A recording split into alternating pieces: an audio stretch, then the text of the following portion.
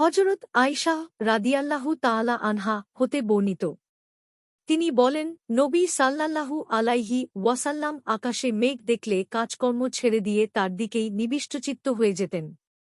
তিনি বলতেন, আল্লাহুম্মা ইন্নী আউযুবিকা মিন শাররি মা ফিহি, অর্থাৎ হে আল্লাহ, আমি তোমার কাছে আশ্রয় চাই এতে যে মন্দ রয়েছে তা হতে। এতে যদি আল্লাহ মেঘ পরিষ্কার করে দিতেন, তিনি আল্লাহর কাছে শুকরিয়া আদায় করতেন। আর যদি বৃষ্টি বর্ষণ শুরু হতো বলতেন, আল্লাহুম্মা শাকওয়ান নাফিয়ানা, অর্থাৎ হে আল্লাহ, তুমি কল্যাণকর পানি দান করো।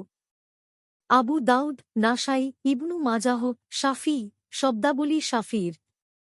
ইবনু মাজাহ ৩৮৮৯, মুসনাদ আশ শাফি ৫০১, আবু দাউদ ৫০৯৯, নাসাই ১৮৩০, মিশকাতুল মাসাবিহ ১৫২০। হাদিসের মান সহিহ।